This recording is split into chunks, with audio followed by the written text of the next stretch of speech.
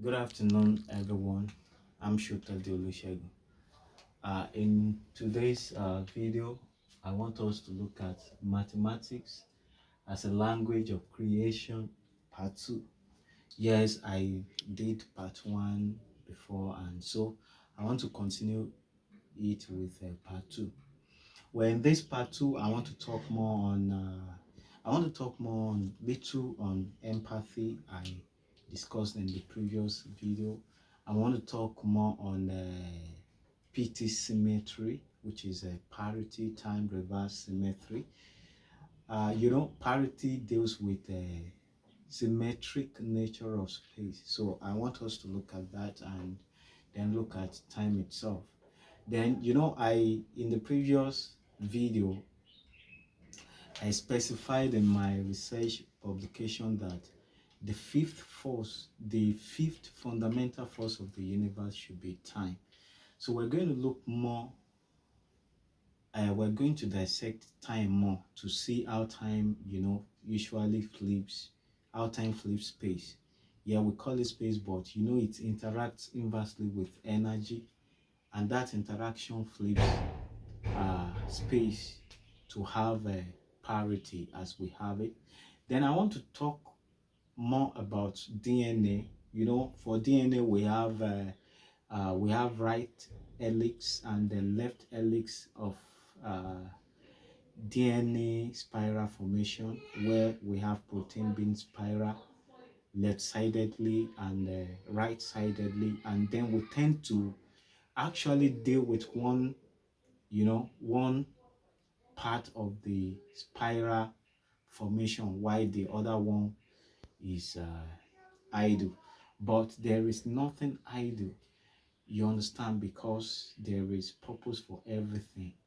Well, with that, I will just have to share with you one of my quotes, where I have the quote says, every entity is not a non-entity in its right position. You understand? So, well, you can get that on poemhunter.com, or you can get my poems on Amazon bookstores. Sorry for the advert. So now let's go.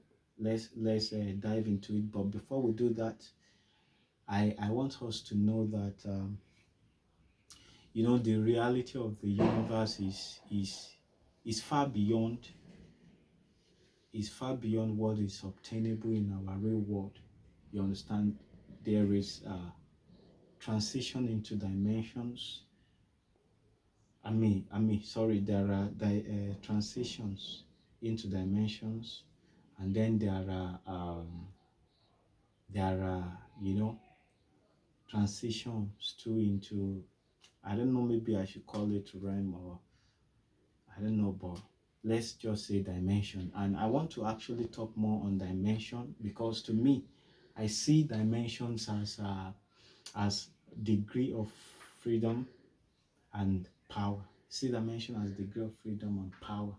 So for us to get the real picture of the whole universe, we then need to have access to full picture in order to get the full reality of the universe. And in the previous video, you see that I said something that before the real mass worth of electron could be gotten, then the formula of everything has to extend the energy threshold beyond its limit. And so we reach the point of spontaneous symmetry breaking to arrive at the asymmetric nature of the universe. So we're going to look at all those things in order to explain what the reality is, what the reality may be, because we can't really say that might be the reality. And another thing I want to talk more in this video is the life. To me, I see that we have real life, then we have dream life.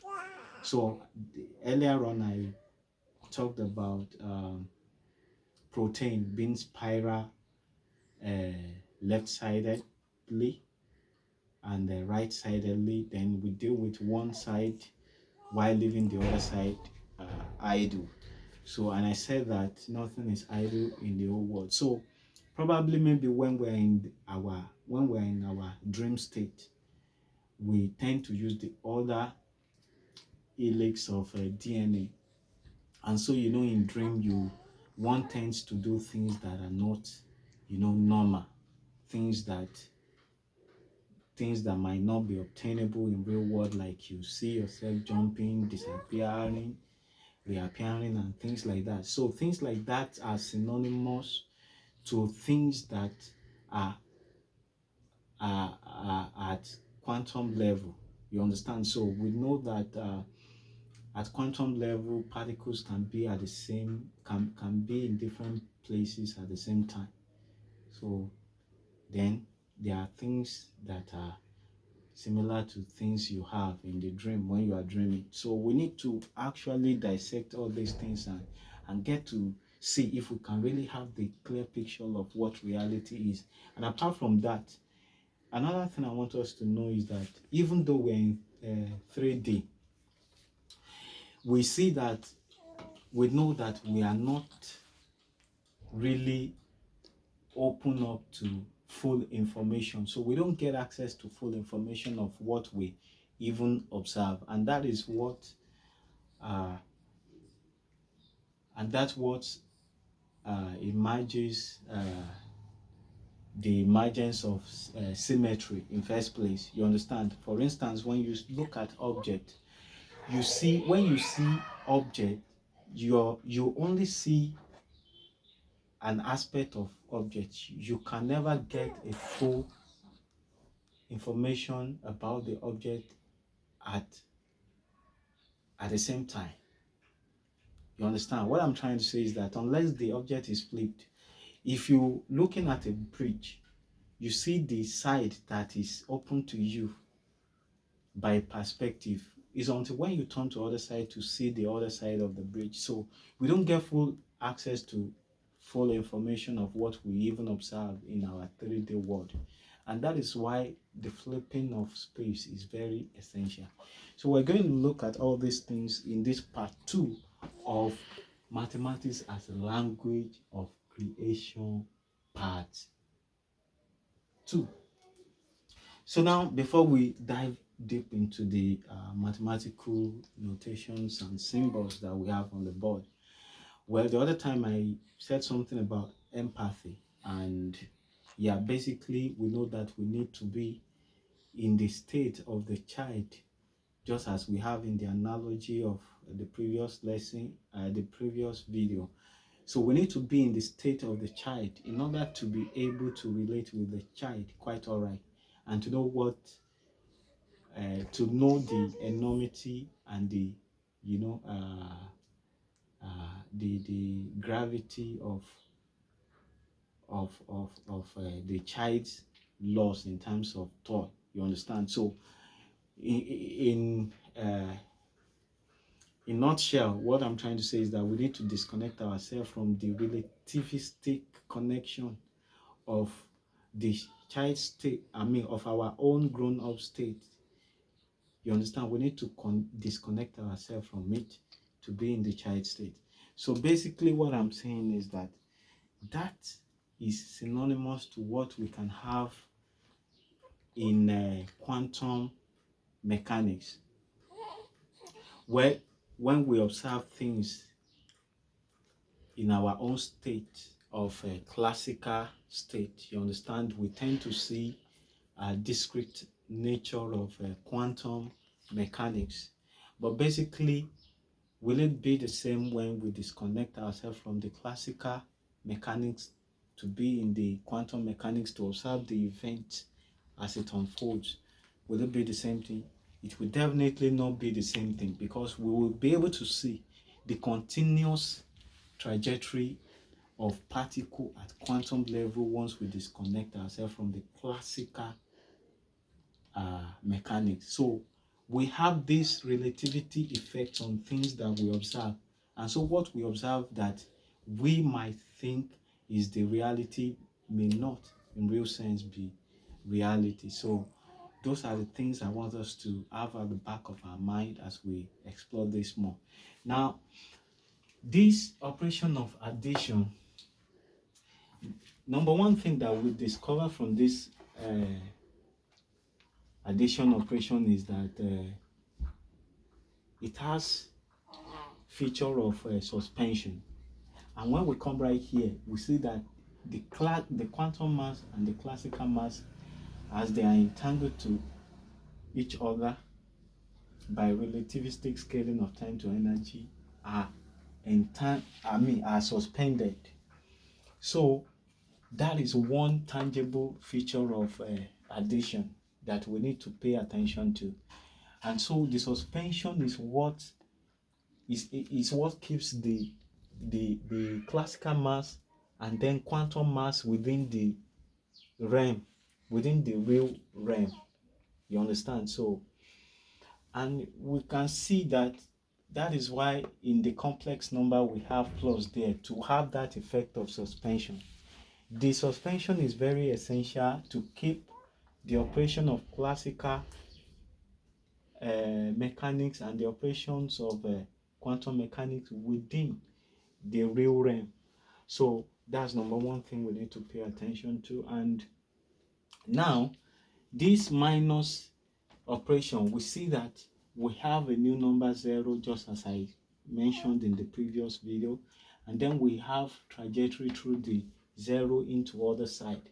So now by having the other side, which is the negative retrogression of our x-axis, then we see that we have more expansion, and then our movement can actually be forward and back like that, just as what is obtainable in 1D.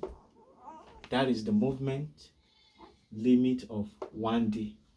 And you can see what I mean when I say 1D is a degree of degree of freedom and power. So you can see what I mean by that. So then now in the previous video I said that what minus is carrying out, or what is doing, is different from what the plus is doing. Yes, we know that when we have plus we have suspension factor, and when we have minus we have penetrating factor, which is the factor of entering through the singularity to be in higher dimension. And then for multiplication we have running factor, because we're trying to fly. That's what we're trying to do. And then for division we have zooming in factor, that zoom in to get the numbers, the values that we have between 0 and 1. And then for square, 1 square, 2 square, 3 square, we have the flying factor. You understand? Because now for us to have the expansion as we have in our 2 dimensions, we should be able to fly, and that is why we have the exponential potential to do so. So exponential potential will enable us to fly in time, just as we have the time scaling relative to energy. You understand? So then we have the square root, which is I don't know what to call that. Well, maybe I should call it flying backward at multiple speed, which is what we have right here. And you know, that is what the square root factor of flying backward is, what the eye is trying to achieve to reappear in our real world. So please take note of that. So I'm trying to explain all these things intuitively as I can. And so we know that in previous video we have this function that diverges by by extending it geometrically, or by extending it using geometric series. You understand? So, and that is a typical example of quantum tunneling, a situation where we have particles in our real world, and that particle at a point in time when it gets towards a barrier can actually disappear and reappear at the other side. That is a typical example of that quantum tunneling. Then we have inverse of this function, which is 1 over 1 plus s squared, which on our real x-axis is continuous and then convergent, but when it gets to a point, then it gets divergent. That one is understandable, that it's understandable in a way, in such a way that we can have a situation even in real life where, just as we have at quantum level, you understand, because it is still within the real domain. You understand? It's just that we don't have access to quantum realm to know how particles are being disappeared and being reappeared and all that. So that is that. So then another thing I want us to look at is well, for this complex number, you know that we put plus so as to suspend this imaginary number to real number, and that will enable us to track the trajectory of the imaginary or the trajectory of particle in our complex plane. You understand? So by having that kind of relationship, then we can track the activities at that complex uh, plane, which is not in our own real world, because that operation is connected to operation in our real world, so we can track that. And that is what we have for formula of everything, because we have a constant interval that can stretch mass worth, whatever mass worth we supply, to the point of spontaneous symmetry breaking, where we have where we reach conductivity, superconductivity level, to have stable condition for quantum phenomenon, so as to be able to capture the real mass worth of it. So that's what we have. So the suspension is the power of time to have a balanced motion in the universe. And so if we can extend that time energy relationship to a point, we can capture stable phenomena, you understand, at quantum level, and then we can get access to real information. But there is something I said in the previous video, which is somehow not, it might not be quite explanatory enough, because of it, because of the level of the complexity of that particular thing, which is atom having boundaries. And you know that when deuterium and tritium, when they merge together, they form bigger mass, which is helium. Now, how are we going to explain that intuitively? Are we going to say that the margin of the hydrogen isotopes will get rid of the previous identity, which is hydrogen identity, to form helium identity? But what we can say right there is that there is transition from one lower atom to bigger atom. But at the same time, there is connectivity or relativity between the lower atom and then the bigger atom. So I want to see how I can explain this as intuitively as possible. So the hydrogen is one atom. Now, hydrogen has isotopes of deuterium and tritium. So these isotopes are formed by having additional neutron. And so when you get like two neutrons in the nucleus, you have tritium, and that tritium becomes so unstable. So at that point, the tritium is at the edge of hydrogen's identity limit. You understand? So basically, if additional neutrons should be added to that, if additional neutrons should be added to the tritium, then that could lead to decaying of the tritium. But once we have it merged with deuterium, then bigger mass is formed. Bigger mass is formed. But now I want to try and cite, or let me say, I want to use a scenario that can effectively explain what that is trying to tell us. So this example I will use is a situation where a grown-up man got married, and then he impregnated his wife, and the wife gave birth to a child. You understand? Maybe a baby boy. You understand? So when we look at that kind of situation, we can see that that young man has transited, or he has moved from bachelor to a married man, and then to a man, a father.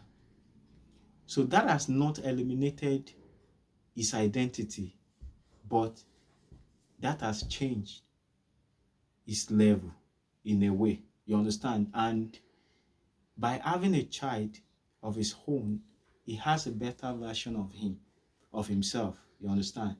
What am I trying to say? The better version of him that I'm trying to say is that probably maybe the young man didn't have opportunity to be educated, and let's say he was somehow rich, and then he has that young child of his, you understand? So he can decide to make his child to be educated so as to have what he couldn't have. You understand? So he can build better version of himself through he can actually build better version of himself through his child. You understand? And basically we can see that by saying that the child is the better version of the man, we are trying to say that the child, in a way, you understand, is bigger. You understand? Because if the child is trained properly the way he would, then the child in the future will be bigger than the man. And that is the prayer of every man. You understand? So you can see that for the man to realize his full potential as a man, and to realize his full identity as a father, you understand, he will have to breed. And so he has a child, you understand, and then by moving to the point of having that child, at that point he was able to realize his full potential as a man, and then at the same time breed a better version of himself, which is the child. You understand? So the child then is bigger by saying that he is a better version of his father. You understand? So that is the only analogy I think I can use to better explain that for us. You understand? So then another thing that we need to look at is okay, I've explained all these numbers. So another thing I want to talk about would be the two lives that we have. We have two lives. You understand? So because we have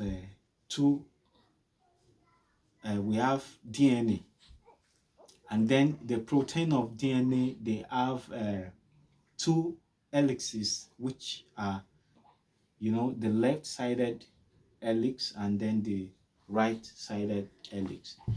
So in our real life, we are dealing with one side, with one helix of that DNA. We deal with that most of the time, and the other one is not, just like I said from the beginning of this video, the other helix of DNA is not useless, because in our dream life, then we'll be using that other helix of DNA.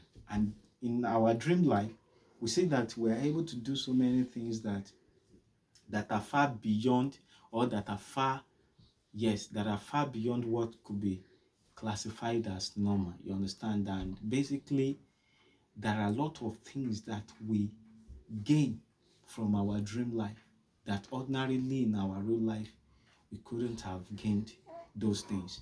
Now, when we look at the lives of geniuses uh, like Einstein, uh, Tesla, Nikola Tesla, and other people like that, you see that these people have traveled in their era.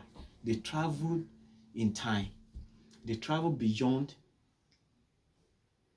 the realm, the real realm, either by imagination and intuition, or either by dreams, or either by trance, or whatever it is. They have traveled in time ahead, and so they were able to come with inventions, with discoveries and things that we are now using in the world today, that are things that benefit mankind. You understand? So what I'm trying to say is that humans are not limited by their sizes. Like we humans, we are not limited by our sizes. We are determined by our potential. So our potential as human is far beyond what is obtainable in the real world. And that is the reason we need to get connected to the advanced world, which is our dream life, to gain uh, information. You understand? To use our imagination and our intuition. You understand? So basically what I'm trying to say is that, so by traveling through the dream life, which is the other life that we have aside from the real life, then we can gain information that we will bring back into this real world that will benefit mankind. And based on that, we can say even education do not have that power to shape humans. Yes, in fact, the dynamics of human shapes and even determines the syllabuses and curriculum of education, because these people, when they get information from the advanced world, which is the dream life, and they are able to bring it back into our real world, and so they are able to implement, to make inventions, then the curriculum of education will change.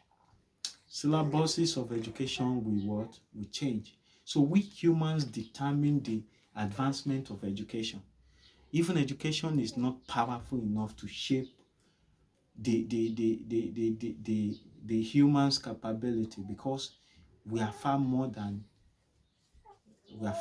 what we are in our real body, in this real world. You understand? So that's the point I really want to point out. So because the reason I'm saying this is, people believe that once you're educated you should be smart and be wise, but the reality is that wisdom is not from education system.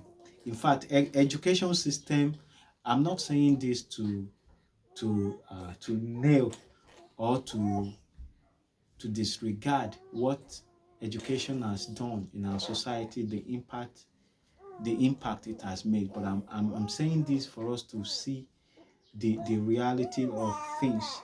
You understand? Education is a system. It's a system to groom students to behave in a socially acceptable manners for job recruitment. And apart from that, education is actually a logical constraint in a way, because it's more or less like a guideline that tailored. It's more or less like a guideline that tailors human behaviors towards logical conclusion. You understand? And the reality and our potential is far beyond the limit of this earthly logical realization, or this earthly logical constraint. You understand? So that is why you see that even in the other life, the dream life, where we get more tangible, advanced information of the future that will bring back into this real world, you see that things that we do there, the way we operate there, is different from the way we operate in real world. Somebody that is well nurtured and well cultured and well trained in this real world may find himself in that dream world misbehaving. You understand? With his imagination and intuition, that person may be able to even come back into this world and make impact. So what I'm trying to say is that we are more powerful than education itself. We are more powerful than education itself. That's why I have as one of my quotes that learning, relearning, unlearning is the activation of our real self. Yes, we need to know that. Okay, so now let's get back to relativity. I want to talk more about the relativity aspect uh, of of the space itself. Now, you know that parity is the inverse of space. Then the flipping of space is very essential, and that is why we have that flipping in this time energy wave interaction. When you get access to my full research publication, the article, you will see how time energy interaction flips.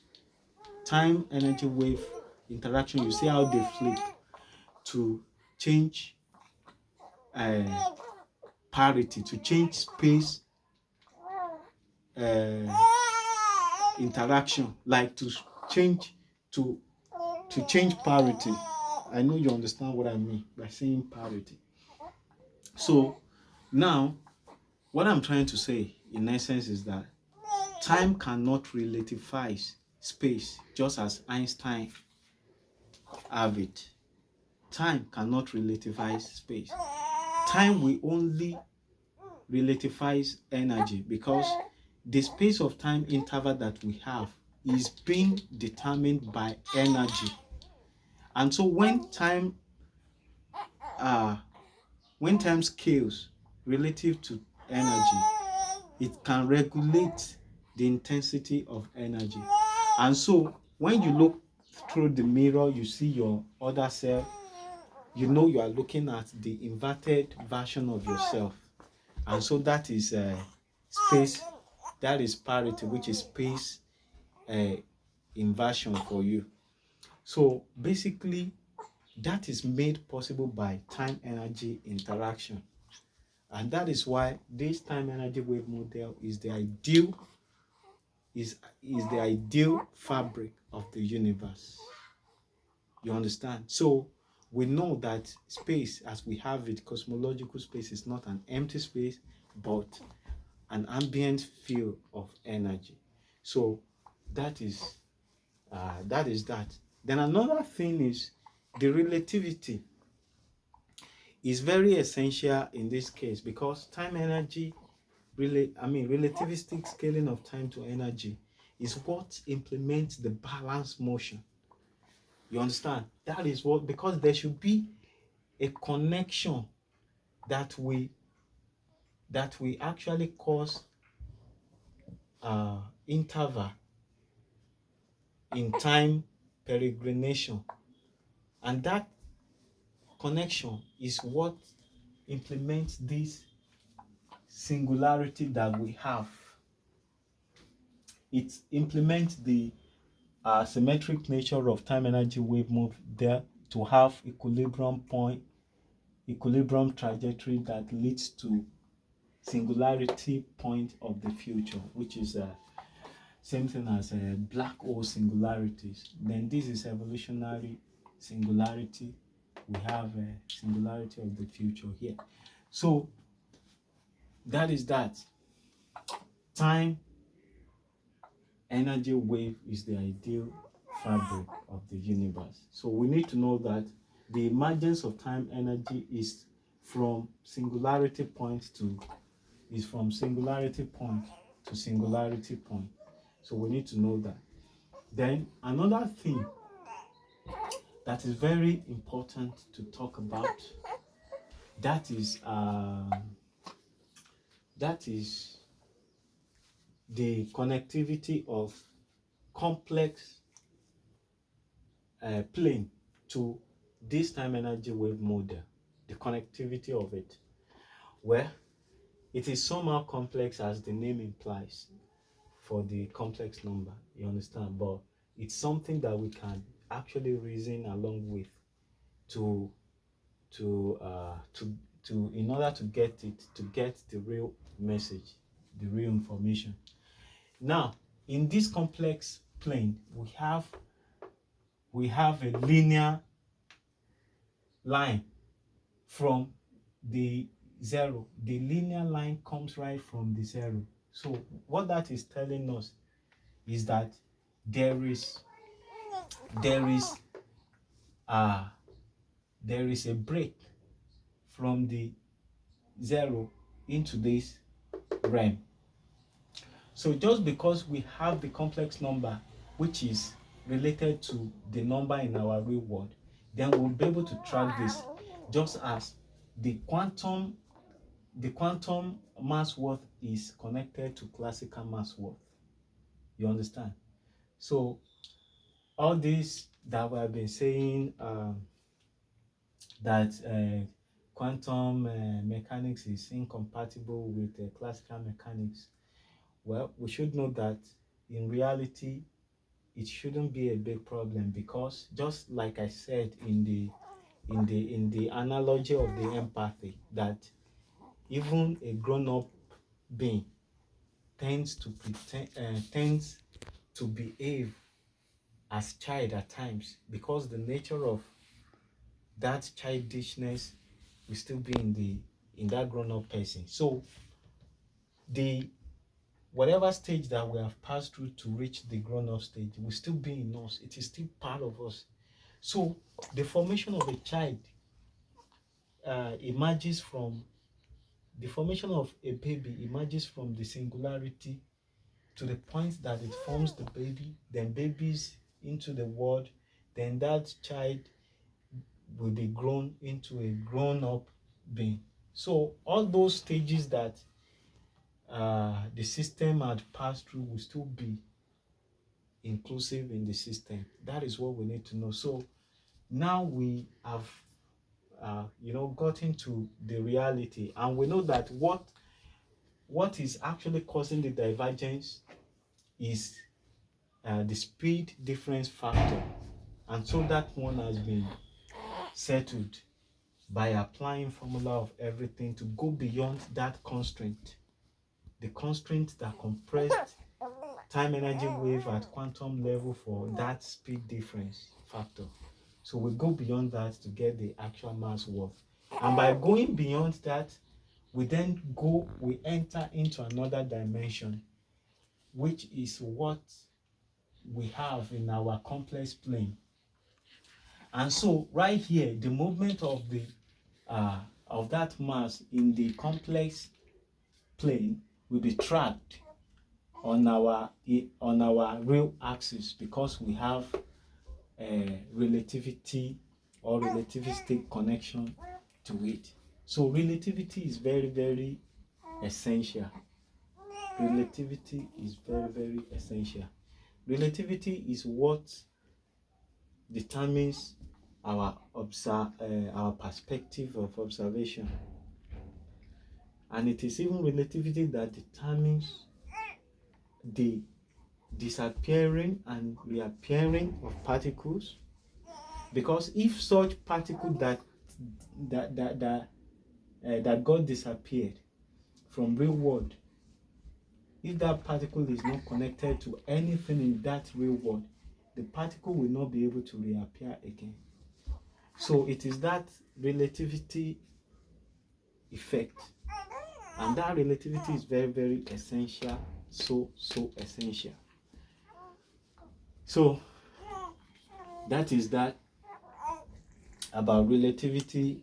I hope I have explained all those things I mentioned from the beginning of this video.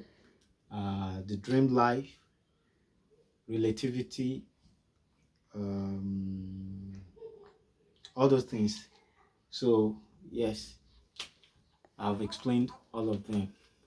All glory be to Almighty God. And don't forget, I said in the previous video that I'm a God-made scientist. So I'm not scared of that. I'm not afraid to say that. So I'm so proud to say that, because as you can see, all these things are actually far beyond normal. You understand? And it only takes the inspiration of God. It only takes the stream, wide stream of knowledge from Almighty God to be able to explain things like this. So I'm so happy to be a vessel, that we pass this to you. Then another thing I want to quickly say in this video is that there is a book. I have a book on Amazon which talks about time technology. Time technology is coming, and in that book I said something that we should be so careful with the technology, because with time technology, things that could be classified as, I don't know, as magic, or as a miracle, we actually be rampant. And so we need to know. And in that book I wrote there that people should try as much as possible to let the whole of inventions that time technology will bring forth be to the glory of Almighty God, and then be for the benefit of mankind. You understand? Because that technology is going to be so powerful than even the quantum technology that we're striving now to achieve. You understand? It's going to be, because that time technology will illustrate the expansion of the space as it ought to be, which is opening and closing. And so we need about four major